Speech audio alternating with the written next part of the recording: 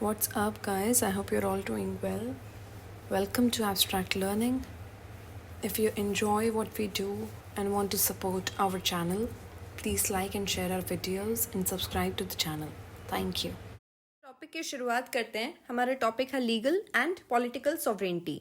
Legal sovereignty, legal word से आप क्या समझते हैं? लीगल का मतलब होता है लॉ, और लीगल सॉवरेनिटी, सॉवरेनिटी का मतलब मैंने आपको 2-3 बार मैं पिछली वीडियोस में बता चुकी हूँ. It means supreme authority.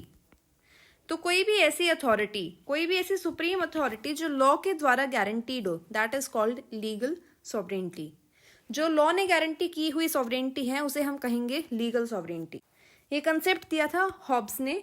ये जो व्यक्ति हैं ये हैं Hobbes. Legal sovereignty, what does it imply over here? यहाँ पे उसका मतलब है कि constitutional morality will preside over social morality.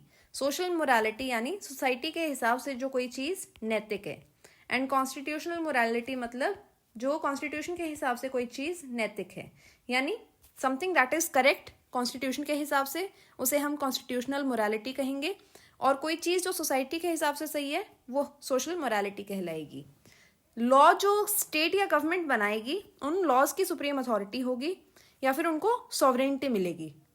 Lord Ayyappa के टेम्पल में 10 से लेकर 50 साल की औरतों की एंट्री अलाउड नहीं थी, according to society, according to custom, यानी जो लोकल रूल्स और रेगुलेशंस होते हैं, लोगों के विश्वास होते हैं, उनके हिसाब से 10 से 50 साल की औरतें उस टेम्पल में एंटर नहीं कर सकती थी.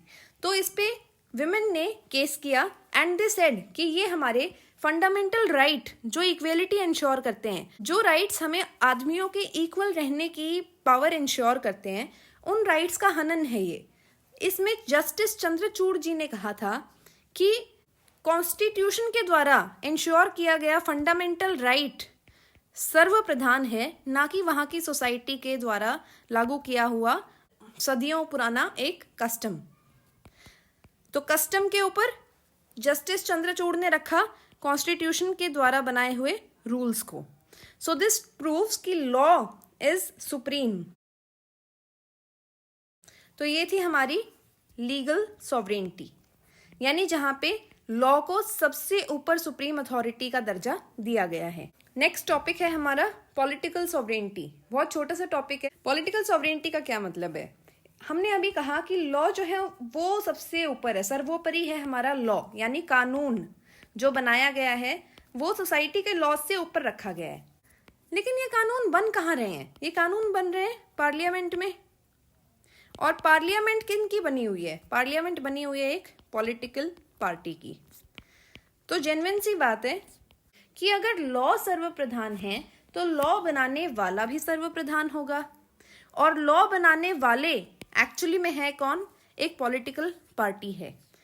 तो असली पावर उस पॉलिटिकल पार्टी के पास होगी, क्योंकि एक पॉलिटिकल पार्टी जो फुल मेजॉरिटी में है वो ऑलमोस्ट XYZ कोई भी लॉ बना सकती है. It can make any law.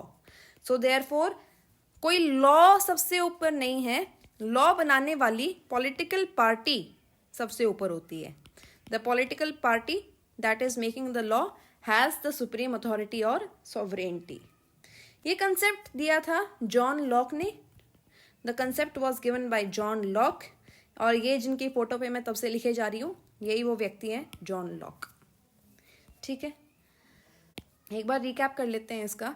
The concept was given by John Locke. It means that practically अगर देखें रियल लाइफ में, तो real power lies with the political party that has formed the government.